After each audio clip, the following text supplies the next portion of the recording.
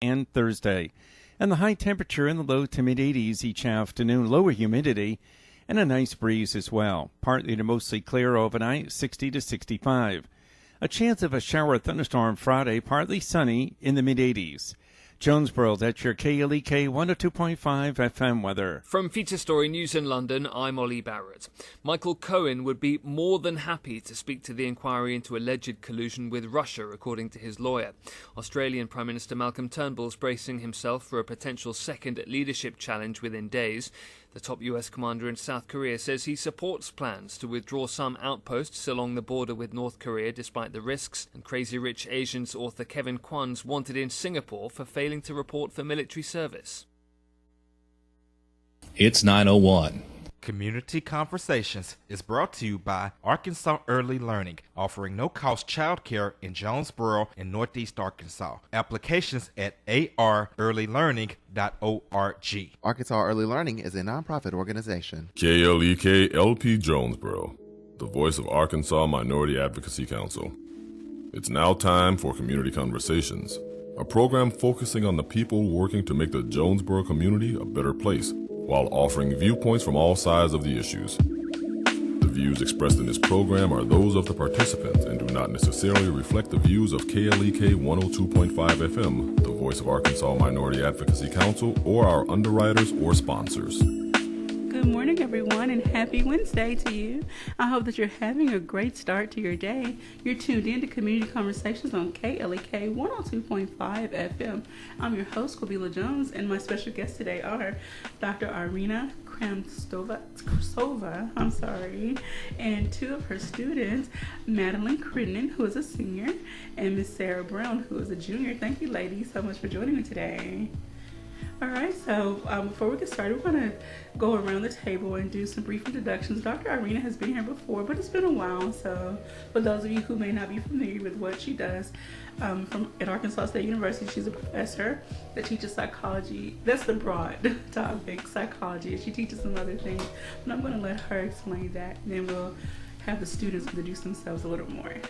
Okay, my name is Irina Khramtsova, and I'm an associate professor in the Department of Psychology and Counseling at ASU, and I teach educational psychology, cultural, positive, and my favorite topic is the one that we're going to discuss today, which is mindfulness. Some of my students are tired of listening and talking about it, but so I hope there will be some fresh ears listening to this program who will be very excited to find out what it is all about. Mindfulness is one of those things you can't really talk about it too much because we often let life get in the way and get caught up in the hustle and bustle of every day, and we lose that ability to be more mindful of just the present day and the present moment. So I'm not going to talk too much. This is not my area of expertise. This is Dr. Irina's area. But I would love for the students, Miss Madeline and Miss Sarah, to please tell us a little bit more about yourself, what your major is, and what excites you about this program. So I'm Madeline Crittenden. I'm a senior. I graduate this December. A psychology major, of course, and I've been taking Dr. Khramtsova's classes since my freshman year. Oh, wow. She was actually the very start for Introduction to Psychology, and I'm taking Positive and am taking Cultural this semester, and it's just endlessly interesting, the things that you learn in psychology. It's really great. All right, learning about the human mind and some of the hows and whys of human behavior. Right. Okay. Miss Sarah? Hi, I'm Sarah Brown. I'm a junior psychology major. And I guess just what really interests me about psychology is I like learning about why we behave the way we do. It just really interests me. So do you find yourself when you're out in public watching people watching, and just kind of trying to recall some of the theories and concepts you've learned in class? I do sometimes now, yeah. Okay. It's not always helpful, huh? Right. What do you ladies hope to do once you graduate? What's your next step? So I'd like to go, I think, either into clinical or school psychology. It's Okay. a little bit of a toss-up right now. Alrighty. Sarah? I'm mostly just interested in working with kids, probably in more of a clinical field. Okay. Well, I read a quote that it's easy to fix, what is it? Is it fix broken kids, or basically when you work with children and you kind of help them through their issues early on, it's easier than trying to fix them as adults. You know, they're broken. Prevention. Yeah, Okay. you prevent problems. Yeah, that's right. All right. We'll just say good morning to Dr. Sharice Jones-Branch, who's checking in. She's probably getting ready for class soon. All right. So, Dr. Irina, can you please explain a little bit more about what mindfulness is for those who may not be familiar with the term? Well, even psychology students are not necessarily familiar with that term. I started teaching Introduction to Psychology yesterday. Well, none of them are psychology majors. But I asked if they heard the term, if they know what it means. And interestingly, the very good definition was given by a music major. Oh, wow. And he explained is that it's to be aware when you are doing something. Okay. Which is very important when you're playing an instrument. And of course, I added that, if you're an athlete or whatever really you do, but you may be more just aware that you need your to be centered in the present moment. Otherwise, you miss, a ball, or you will play a wrong note. So mindfulness can be kind of two types. Okay. We are very much familiar with the mindfulness that goes outside to the outside world, which is when we pay attention to what's going on around us. Okay. And good examples will be, when you're driving, right? You hopefully paying attention to the road. And many people understand that. Yes. They are not always doing it, but they understand the danger of not paying attention, right? Mindfulness is consciously paying attention to something. So hopefully they're not texting, or at least they know they should not do it. Okay. Probably. Crossing the street as a child, you are taught that you have to look right and left and be careful when you cross the street. What you put in your mouth, how you dress, how your hair looks. We pay attention to those visible things, more or less. We can do a better job, of course, but at least we understand. Unfortunately, when it comes to the invisible things, the content of our mind, Okay. this is where we're lacking a lot. We are not, many of us are even not aware of the necessity or need to pay attention to our mind because it's invisible. It's like my mind, nobody knows what I'm hearing or talking about inside of my mind, what kind of thoughts or feelings I have. And so we are rarely trained to pay attention to that. Okay. We know how to read a book, but we can be reading the book, whereas our mind goes somewhere else. I can definitely attest to that. Yeah, just an example. Or you may be in a company at a party, and yet you can be upset because your mind goes outside of that room and building.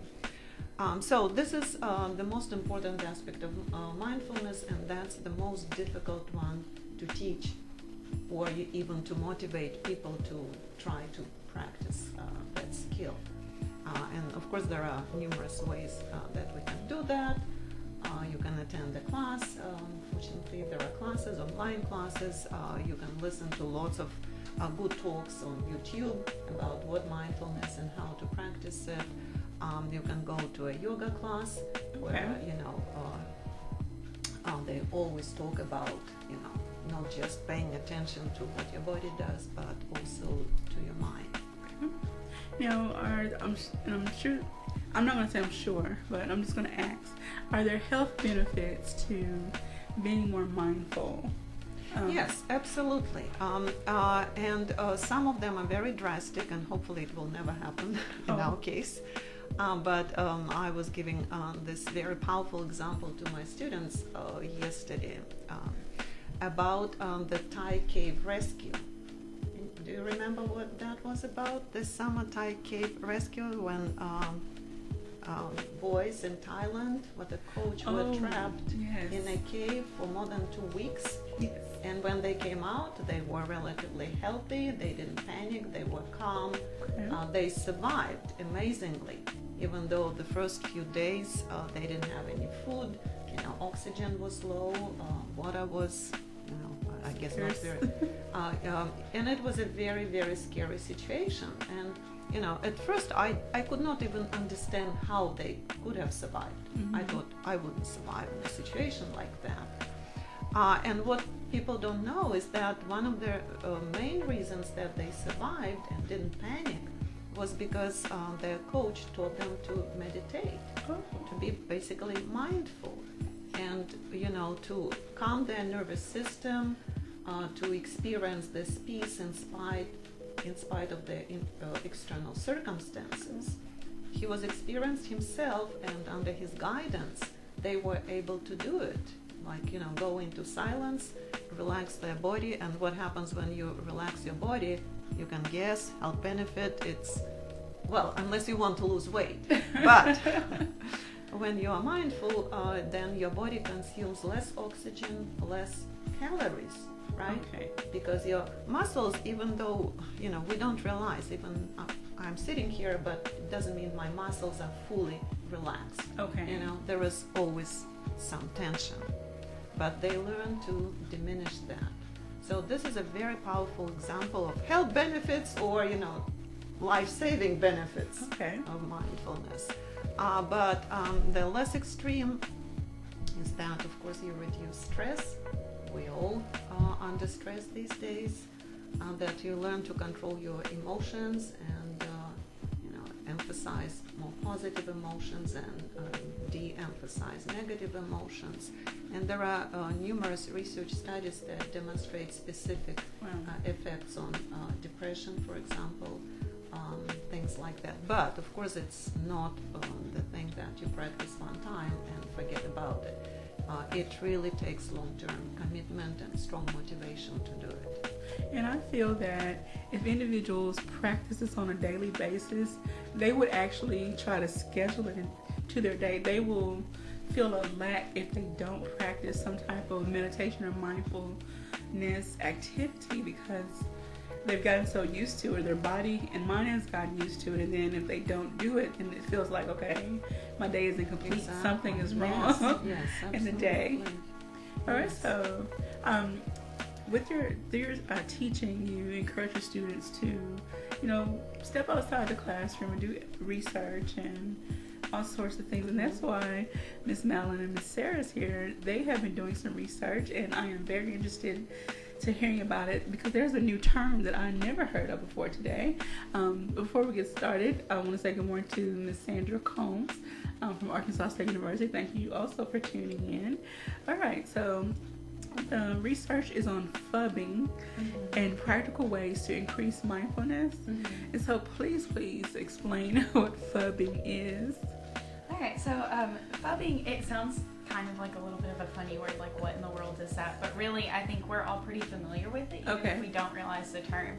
And so phubbing is really just a combination of the words phone and snubbing. So like you're having a conversation with somebody, your parents, friends, whatever, in some kind of social situation, and instead of actively listening and participating in this conversation with that person, you kind of mindlessly, without even realizing, a lot of times pull out your phone and start scrolling through Instagram, Twitter, whatever. Right. So it happens all the time to everybody. I've seen it, in class all the time, instead of, listening to the professor and actually like learning something, getting something out of that class, they're sitting there playing on their phone. But if you ask them, 15, 20 minutes later, what were you doing on their phone? They probably don't even realize because it's such a mindless activity. It's really the opposite of mindfulness. Our study just kind of measured, we took a bunch of psychology students from this last year and measured their mindfulness levels and how often they thought that they phubbed. And so the phubbing, to measure that, we just kind of asked a bunch of different questions, like how often do your friends ask you, are you paying attention? Like, are you listening to me, or are you on your phone?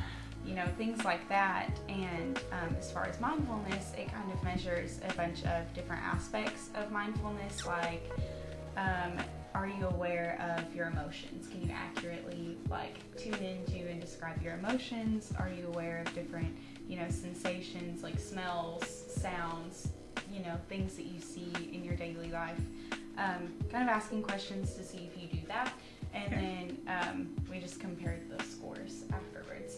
And it was a little surprising to see that the phubbing scores weren't quite as high as we expected because, I think all of us looking around in our daily lives can see people on their phones pretty mindlessly all the time.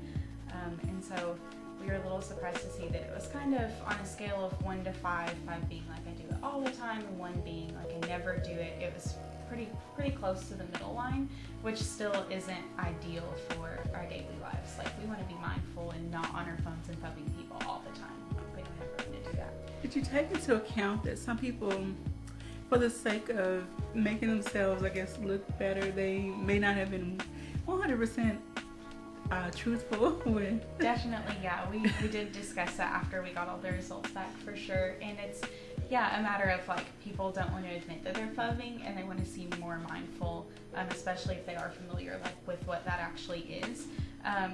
So yeah, we can definitely see people maybe having not been quite truthful or accurate in their perceptions of themselves, and also there's a good possibility that they don't realize how they think that they're being accurate with their responses, but maybe they don't realize how often they phub because maybe their friends don't call them out on it and they're not paying attention and being mindful to what they're doing, so they're not seeing that they are on their phones and phubbing a lot more than they are.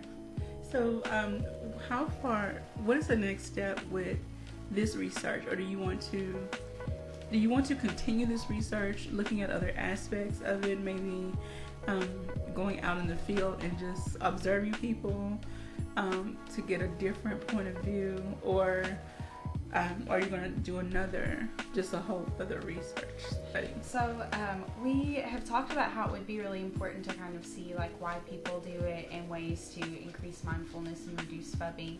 But as far as this next semester goes, we actually are kind of moving on to a different piece of research that has to do with mindfulness, but not as much so as with phubbing. Okay. So how we do that, yeah.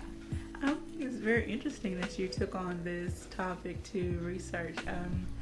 Just thinking personally, I can have the TV on, but I'm playing Candy Crush on my phone, or again, I'm in a doctor's office, but I'm not paying attention to everything else that's going on. So God forbid something happens and I have to recall details, so that can get in the way.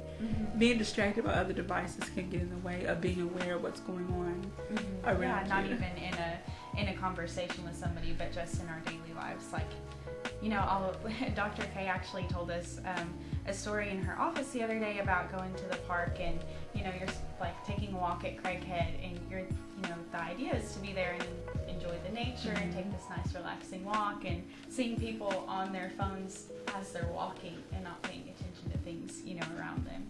And so it's a problem with so she said that she was walking along, and on the path stretched out really still was a snake, a copperhead, I think.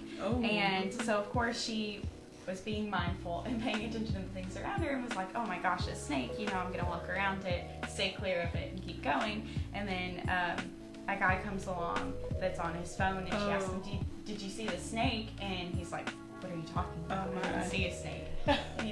That can be fairly dangerous whenever you're not being mindful, and especially with your phone, being mindless with your phone and not seeing snakes in front of your path, or hey, that car is coming when I'm trying to cross the street, things like that. Wow. My mind is just really going to other aspects of our life and how we go through life, going through the motions of life, and not being mindful of our activities in the moment. Again, with driving, we're supposed to be paying attention to the road. However, I think some people who drive a lot, they know how to keep the car in their lane. However, their mind is everywhere else. They're messing with the radio, or they're on the phone, or they're doing other activities versus focusing directly on what's ahead of them. Let me make a comment about that before Madeline talks about our future or current study. What's important about mindfulness is that it is your conscious choice, that you are aware of what you're doing and why you're doing it. So it's okay to do something automatically. There are many times when it's perfect. That's the only thing you can do. Like, when you're driving and, the road is clear and yet you are thinking about, I don't know, for example, for me, lesson plans. Okay. And I'm getting great ideas. That's not bad at all. Okay. That's actually a good thing because my body already knows what to do. But, the problem is that oftentimes, like the example that Madeline, not the example Madeline gave, but she was saying that students who are responding to Fabian questions were not necessarily lying, but they just didn't know about themselves, how the actual situation is. And so, if you think that your body can handle driving and your mind can be busy doing something else productively, constructively, that's perfect. But the problem is that we oftentimes lose that awareness. Do I really want right now to check my messages for the 100th time during the day? Do I really? If you really need, if you're expecting an important message, right, then go ahead and do it. But if you do it because you are bored or you're just not aware, then you're doing it mindlessly. Wow. All right, we're going to get ready for a break. When we come back from a break, we're going to bring in Miss Sarah to talk about her research that she has conducted. I'm very interested to hear about it because I love music myself. So you're tuned in to Community Conversations on KLEK 102.5 FM. We're speaking with Dr. Irina Khramtsova, Miss Madeline Crittenden, and Miss Sarah Brown from Arkansas State University. We'll be right back after these announcements. Don't go anywhere.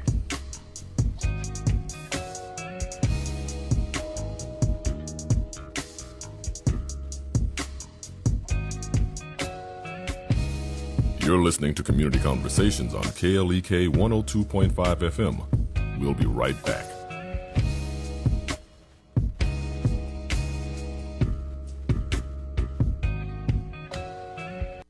Feeling overwhelmed? I'm Mark Merrill with today's Family Minute. If you're feeling overwhelmed by the pressures and busyness of life, you're not alone. And if you aren't careful, those things can lead you to a searing desert where joy evaporates. But solitude and silence are an oasis that can help you gain perspective in at least 5 ways. First, solitude and silence can make you feel helpless and help you realize you're not in control of so many things in life. And when you realize that, a sense of freedom comes with it. Second, solitude and silence force you to address issues you'd rather avoid. And when the root cause of many of your problems becomes clear, then they can be clearly addressed. For more on the importance of solitude and silence, go to my blog at markmerrill.com. Remember, your family first. Family Minute is made possible by the Kappa Nu Omega chapter of Alpha Kappa Alpha Sorority Incorporated, a non-profit organization committed to service to all mankind. Kappa Nu Omega Alpha Kappa Alpha on Facebook and KNOMEGA1908.com. Family Minute is brought to you by the Gears Foundation, a non-profit organization providing students with assistance in their academic and career pursuits. Gears Foundation on Facebook, Gears_Inc. on Instagram, and the Gears Foundation at gmail.com. Crowley's Ridge Development Council provides information, resources, presentations, workshops, and trainings for schools, community groups, churches, law enforcement, and others related to substance abuse prevention, anti-bullying, mental health, and suicide prevention. More information is available at crdcnea.org.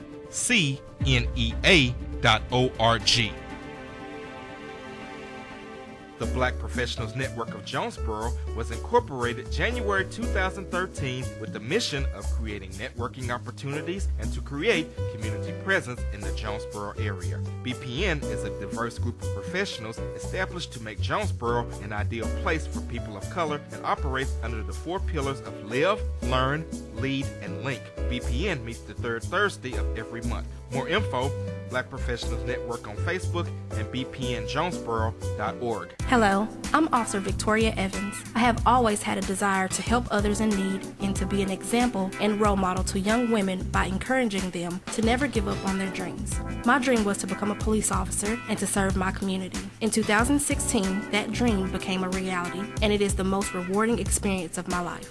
Now I want to let you know about the same opportunity.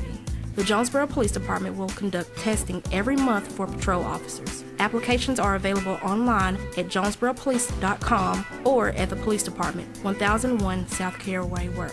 The Jonesboro Police Department offers a competitive salary, health, and retirement benefits, top-of-the-line training, and most importantly, the chance to make a difference in the Jonesboro community. Join me in making Jonesboro a better place. The Jonesboro Police Department is an equal opportunity employer, and women and minorities are especially encouraged to apply. More information is available at 870-935-5657. KLEK 102.5 FM is giving you more praise. That's right, KLEK brings to you All Gospel Wednesdays. Every Wednesday, enjoy all of your favorite gospel hits and get your praise on all day long. Plus, the return of the KLEK Praise Break. Lift up your hands, rejoice, and praise Him all day, all Wednesday, every Wednesday on KLEK 102.5 FM.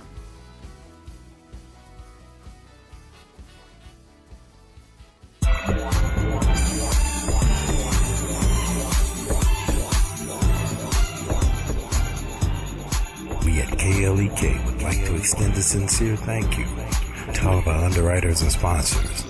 If you would like to sponsor or underwrite our programming and help us to educate, entertain, and empower the community, our number is 870-203-9951. Our email address is klek1025fm@gmail.com. The website address is klekfm.org.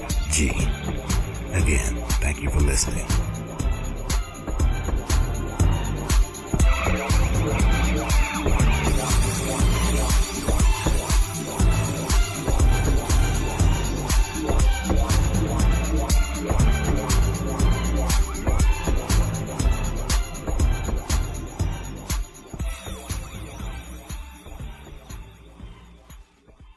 And now back to Community Conversations on KLEK 102.5 FM. All right, welcome back to Community Conversations on KLEK 102.5 FM. My special guests today are Dr. Irina Khramtsova from Arkansas, professor of Psychology and Counseling at Arkansas State University, Ms. Madeline Crittenden, and Ms. Sarah Brown, who are psychology student majors. I want to thank them for joining us today. In the first part of the show, we talked about what mindfulness is and how we didn't really get into the hows yet of how you can incorporate that into your daily life. That may have to be a whole other show. But Ms. Madeline went over some research she has conducted concerning phubbing and practical ways to increase your mindfulness. And we're going to get into some more research from Ms. Madeline, but I want to bring in Ms. Sarah to talk about some research that she has conducted concerning music and how it can be helpful with you. So please tell us more about your research topic and how you went about your methods and some of the results you found. Well, basically what I did was a sort of self-study over the course of last semester. And I basically did 3 different meditation activities, 2 of them involving music, 1 of them not, I guess. And I did each one 4 times. So the first one I did was just meditation that involved listening to a speaker, a recorded voice, just kind of encouraging me to relax, I'm not really sure exactly how to describe it, but it is difficult to describe it. So was it kind of a low soothing tone? Did they have a soothing tone to their voice? Yeah. Okay. And then the second one I did involved just kind of calming, relaxing instrumental music. Okay. And then the third one I did was music that I had on my iPod. Okay. So that was a pretty big range of things. So did you just let it play randomly and not try to pick a song or pick something that you really like? How did you go about playing the songs that were on your iPod? I tended to pick things that I felt would kind of speak to me on that particular day, depending on how I was feeling. Okay, so you created maybe a playlist. Mm-hmm. Okay. Yeah. All right, so tell us how you got started and basically why did you choose this topic? What interests you about this? What sparked your interest in seeing how music affects your mindfulness? Well, I've been listening to music probably as long as I've been alive. Okay. So I've always thought that was interesting, and I'd never realized when I was listening to music that I was more or less being mindful, because I tend to focus in on one particular aspect of a song when I'm listening to it, like a specific instrument or a specific voice. Oh, okay. Did you allow, say, the tempo? Certain songs have more than one, and I'm not a music person, so please forgive me, anyone out there that's listening. Tempos and, oh Lord. Okay, I hope you know where I'm trying to go with this. Within one song, there could be various, tempos and range. Thank you. Tones. And so, did you find yourself focusing on maybe the higher, the upbeat, or the low beat, or the? Tell us a little bit more about what you found with each study. Well, for me, I like a little bit of everything, Okay. so pretty much anything was good for me. But when I presented my study to my positive psychology class, I had them engage in an exercise that included this short piece of instrumental music that kind of included a slower, more relaxing section and then a more upbeat section. Okay. And I found that some of the class felt more relaxed after listening to it. They felt some benefit, and some of the class ended up feeling more stressed after listening to it. More stressed? Mm-hmm. Did they explain why they felt more stressed? I think a couple people may have mentioned that it was because of that more upbeat section. Okay, so it got their, not necessarily raised their heart rate, but it kind of got their energy levels higher, or, and did they find themselves be more energized after listening to the more up-tempo type music versus the lower? Some of them did. That was why I liked it, was the upbeat section kind of re-energized me for the rest of the day. Okay. All right, so tell us what your experience was like when you listened to only the spoken word from the speaker without the music. For me, that exercise helped me the least. Okay. I know for some people it can be really beneficial, but for me, music is really what helps me. Okay. So, and how long did your research last? Did you conduct it over an entire semester or just several weeks? I did it for most of the semester. Most of the semester. All right. So, what are some things that you got out? What are some other things that you got out of this research, and did it maybe raise any more questions that you want to look deeper into? I'm very interested in why certain sounds affect different people in different ways. Okay. All right. So, do you think you'll incorporate more people from, just say, people you don't know? I hate to say random, but random people. Invite them to engage in the study with you. That would be interesting. I'd like to try that if I could make it happen. Okay.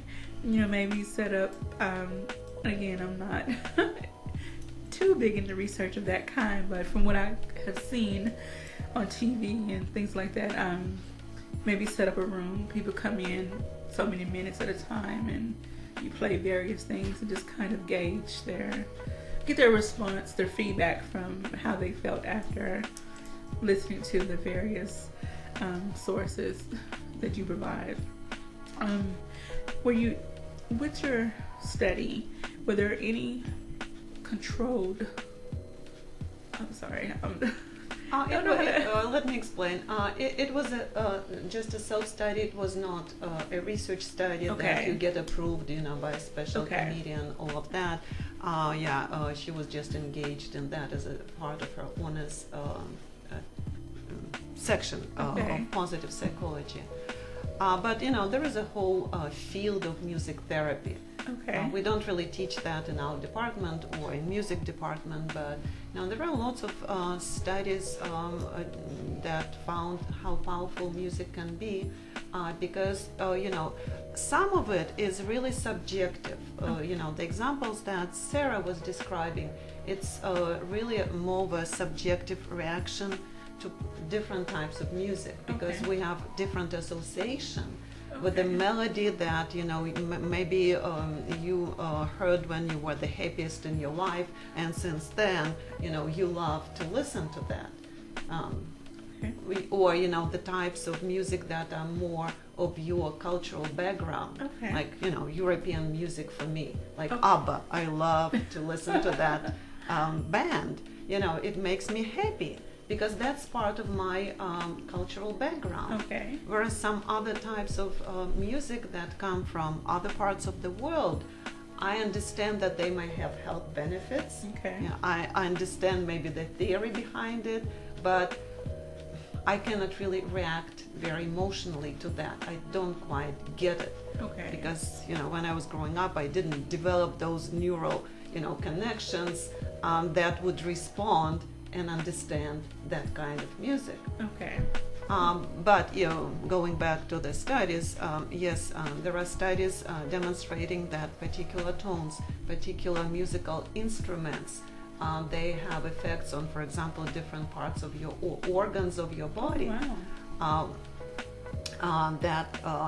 course, the mellow music where the tone doesn't go up and down greatly, that has very calming effect. But whereas there is a great difference between ups and downs, this is something that is exciting. So if you want to be excited, this is your music. If you want to be mindful and come down, then choose that. So it's physics. Music consists basically of sound waves, and they affect us not only through right brain, and other emotional parts of us, but physically, there is a physical effect on the body and the mind. Miss Sarah, do you see yourself continuing the practice of listening to music or incorporating more music into your everyday life in different areas? Of course, there are times when you have to have silence in class, per se, when you're taking an exam or something, but on your own time, you're reading, you're watching TV, or you're cleaning your house, whatever the case, do you see yourself incorporating music of different kinds into your daily life to really help ease your mood and just get you through those moments and maybe focus on what you need to focus on at that time? Yeah, I tend to use it a lot already. So I'm not sure if I could incorporate it more, but I do like it. All right. I love to listen to music, and there are days, again, when I want to feel better, I do pop on something that's a little more up-tempo that kind of, get you dancing, toe tapping, whatever. And there are days when I just really want to relax, and so I put on I love jazz and soul music and anything. And I'm a lover of the 80s soft rocks. I love listening to like Chicago Air Supply, stuff like that too. You're tuned into Community Conversations on KLEK 102.5 FM. We're speaking with Dr. Irina Khramtsova and Madeline Crittenden and Miss Sarah Brown from Arkansas State University. All right, so are there any more research studies that you ladies have in mind, have planned for this semester? No, Miss Madeline, this is your last semester. So what else are you working on? We are actually about to begin a study within this next week or so, going on to observe mindfulness a little more and different ways, different mindfulness practices to see what works better for people. So we're looking at, we have kind of a body relaxation mindfulness technique where you sit kind of upright in a chair like this, and you start at your toes and start tensing your toes for a little bit, and then relax, and then your entire foot, and relax, and you go up through your entire body. So kind of a physical mindfulness. So we're going to be teaching students how to do that. And then we also have a mindfulness activity where you just sit and focus on your breathing for a certain amount of time, and just breathe in and out and just focus on that and kind of let your thoughts go by without really spending too much time on them, without interacting with your thoughts, and just focusing on your breathing, which can be really difficult, you know, for some people, depending on, you know, how busy your mind is. And then we also are incorporating M-Wave technology, which is a kind of computer system where you can hook it up to your ear or your finger, and it monitors your heart rate, breathing, stuff like that, and you sit there and try to be mindful. You can kind of focus on your breathing, focus on calming yourself down, and you can see on the screen your heart rate and things going up and down. And it's crazy because you can see on the screen, depending on your thoughts, if you've let yourself get distracted and thinking about like, oh, this big exam coming up, or if you're sitting there and being mindful and just focusing on, you know, the present moment, the sensations that you're feeling, that you can see the difference in your heart rate on the screen. Wow. And yeah, and it has to do with kind of a coherence level of your automatic nervous system, things like that, and your breathing, your heart rate, all of these things together, working together. And if they can be cohesive and kind of on the same level, then, you know, that's ideal, because your thoughts really do affect your body physically, and you can see that on the screen with this program. And so we're going to be using these 3 different techniques to kind of show mindfulness, and, you know, have the students do this one day, leave, try to practice these mindfulness techniques in their daily life, and come back and then see what works best for each person.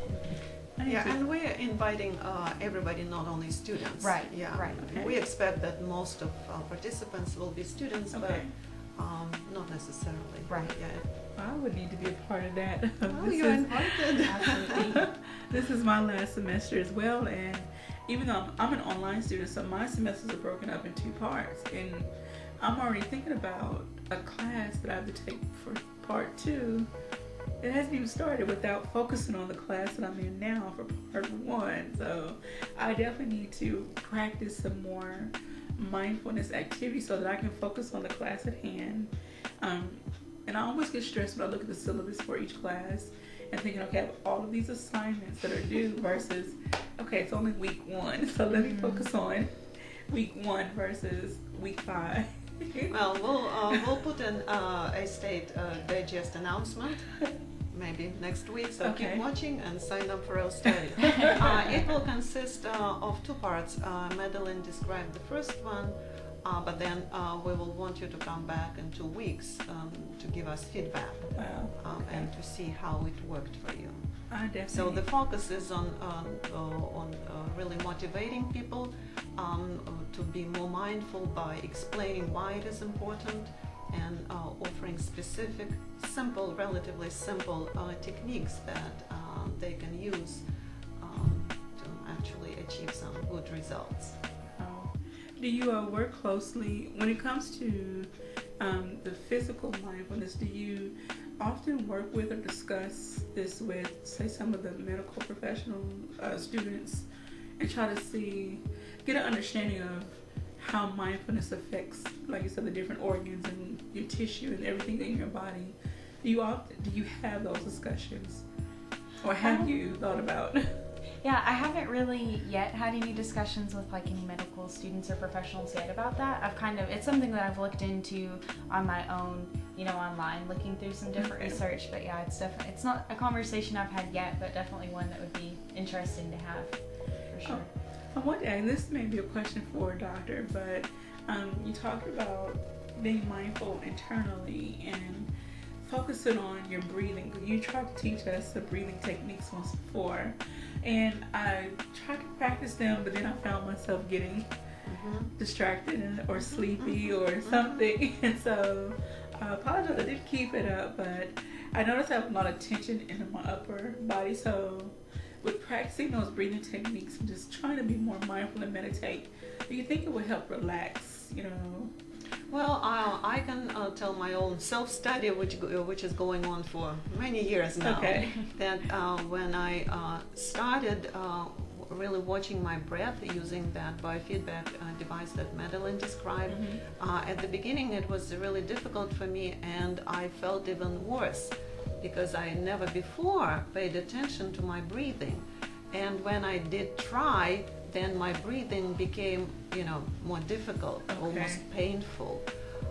So the advice is don't stop, don't overdo it.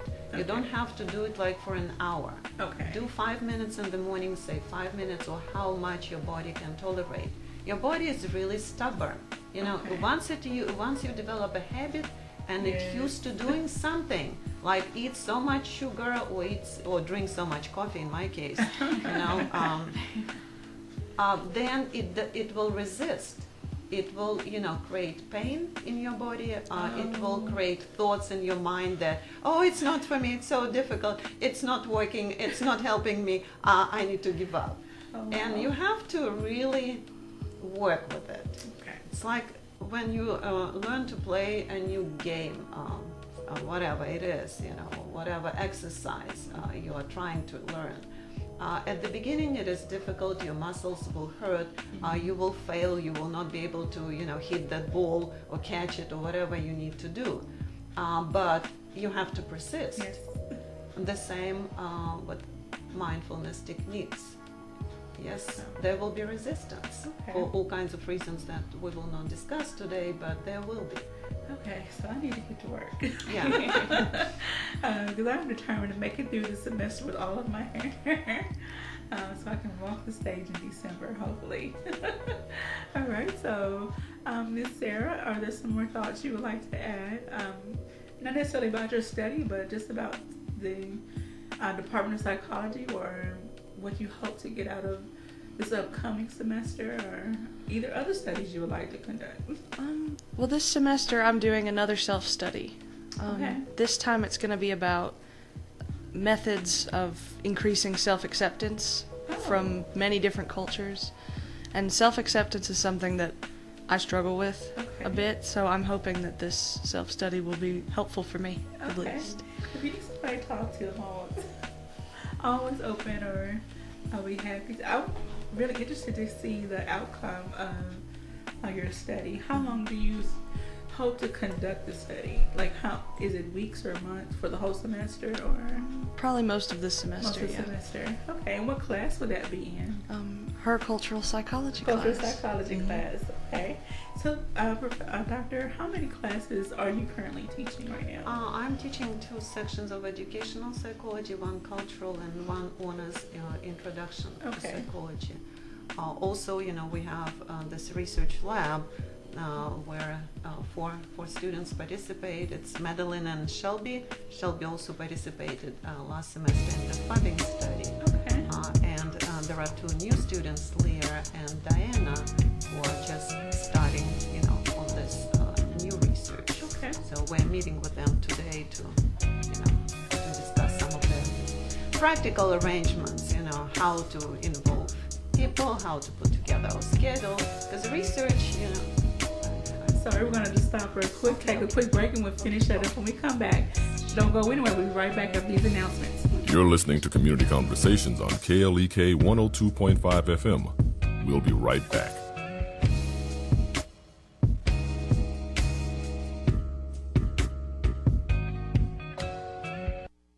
We're back with Money Matters. I'm Alfred Edmond Jr. You're in the market for a financial advisor, and you've been introduced to a truly impressive candidate. But is he qualified to help you manage your money, or is he the next Bernie Madoff? If you see these signs, even if you met him through your pastor, keep a tight grip on your money and run. Hold on to your money if he offers an opportunity with an unclear, vague, or unstated purpose. Avoid any advisor who offers an exotic element to his investment recommendations, such as top-secret proprietary technology or inside information from Wall Street sources. These two often turned out to be excessively risky, deceptive, and even illegal. A good financial advisor will never pressure you to invest, always work to help you understand what you're investing in, including the risks involved, and will always give you the final say on what happens with your money. I'm Alfred Edmond Jr. for Money Matters, a product of American Urban Radio Networks.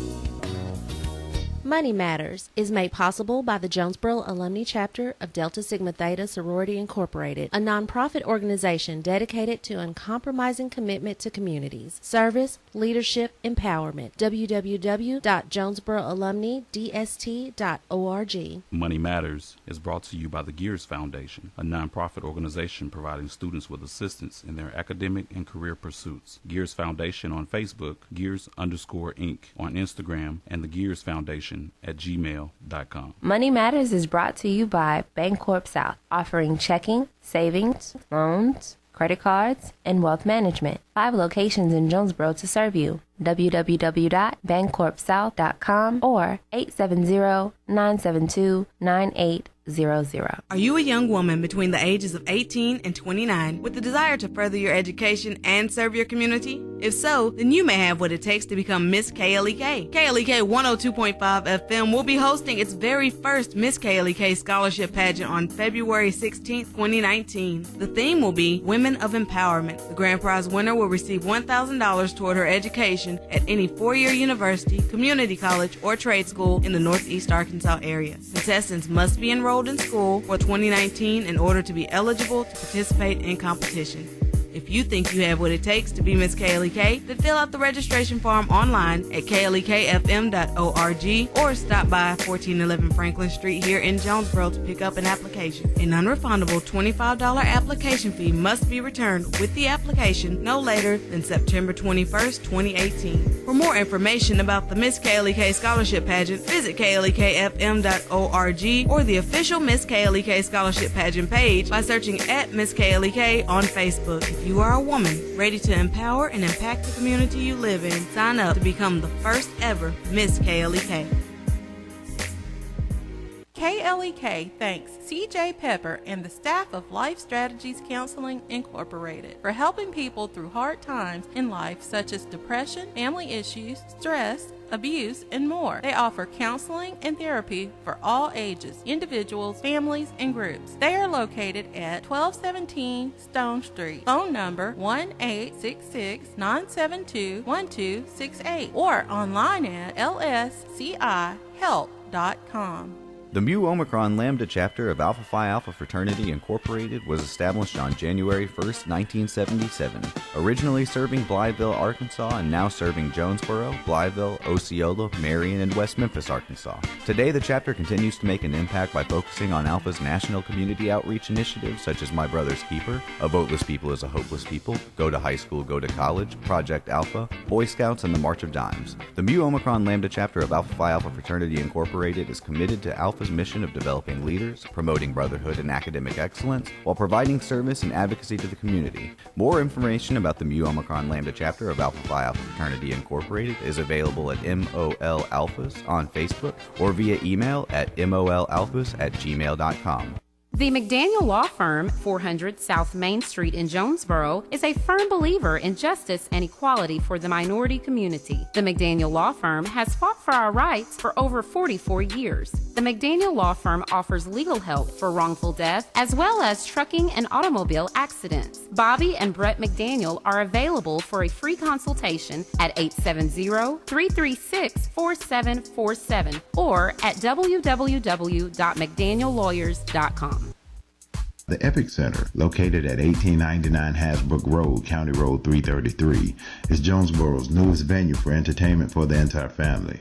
They offer an auditorium with theater-style seating for up to 1,100 guests, a large stage, professional lighting and sound, dressing rooms, concessions, and more. Available for weddings, concerts, pageants, birthday parties, showers, and more. Booking and other information is available at Epic Center Jonesboro on Facebook, epiccenterjonesboro.com, and at 870-530-5841. House of Details, located at 3217 Herb Street, Suite C, is a proud supporter of KLEK, offering detailing on any type of vehicle, waxing, clear coat protection, basic wash, hand wash, shampoo, interior cleaning, buffering, headlight restoration, pickup, delivery, and more. With a motto of, anything mean, we can clean. Details available via Quentin Bogard at 870-273-5187. House of Details on Facebook and houseofdetailsjonesboro.com.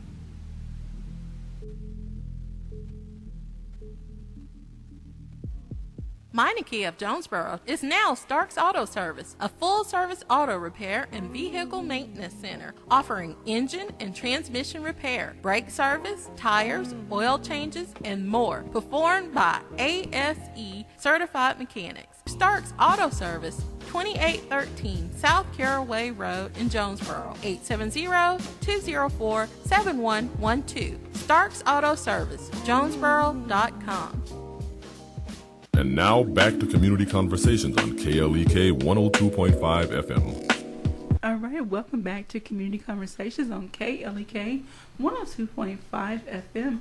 I'm your host, Kabila Jones, and my special guests today are Dr. Irina Khramtsova, Ms. Sarah Brown, and Madeline Crittenden from Arkansas State University from the Department of Psychology and Counseling.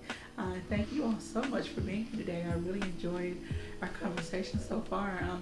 And I am going to put into practice some of those mindfulness techniques. I'm determined to make it through this semester. Thank you so much, ladies, for all that you do. But in this last segment, I'm going to let you all wrap up anything we didn't discuss and give your final thoughts on, all things mindfulness. So, who wants to start? To introduce what we are going to talk about, I suggest that we talk about specific techniques that people can use to offer them like a menu of mindful techniques, because it's not like one only thing universally will work for all of you. Okay. So Madeline will share what works for her first. Okay. So what I use the most personally is an app called Headspace. It's on the Apple Store. I'm sure it's probably on other phones, and also you can access it online. But they have a ton of different guided and unguided mindfulness meditations, and they have some specifically designed for different like occurrences in your life, like if you're feeling anxious or stressed or angry, all kinds of different things, for waking up in the morning, for going to bed, and you can just kind of pick whatever suits your needs and the length of time that you have, and use that, and it's really great. That's what I use the most. Okay, we'll definitely check that out today. All right, Miss Sarah. For me, just what works best is picking a song off my iPod with lyrics or a melody that just happens to speak to me in that moment. Okay. I tend to like that. I've also really found myself interested in live music. Oh, okay. I think that that's really helpful for me. I just recently went to a concert about a week and a half ago. What was it? Who was it, rather? It was a classic rock band, Jeff Lynne's ELO. Okay. And it was a big arena show, and it was just really cool to be in that room with all of those people who have been listening to the same music that I have for such a long time. I bet the acoustics were amazing. It was, yeah. It's something about live music, even if it's recorded live, you get a different feel than studio recorded. Mm-hmm. It feels like you're right there in the moment, sort of, with the artist. All right, so any final words, Dr. Irina? Final word, the final piece of wisdom is that you don't necessarily have to have a specific music or application, even though there are wonderful apps in addition to the one that Madeline mentioned, and some of them are free. Mm-hmm. But mostly you can take any activity that you do on a daily basis, like washing the dishes, walking, eating, exercises, whatever you do, and all of those activities can be done mindlessly or mindfully. So it helps to sit for 5 minutes and just to devote that amount of time, short amount of time, to breathing and paying attention to your thoughts. But if you don't have that time, don't say that you cannot be mindful. Use anything that you have available. All right. Well, thank you so very much, Dr. Irina, Miss Sarah, Miss Madeline. Thank you, everyone. Thank you for listening to Community Conversations on KLEK 102.5 FM, a program focusing on the people working to make the Jonesboro community a better place while offering viewpoints from all sides of the issues. The views expressed in this program are those of the participants and do not necessarily reflect the views of KLEK 102.5 FM, the voice of Arkansas Minority Advocacy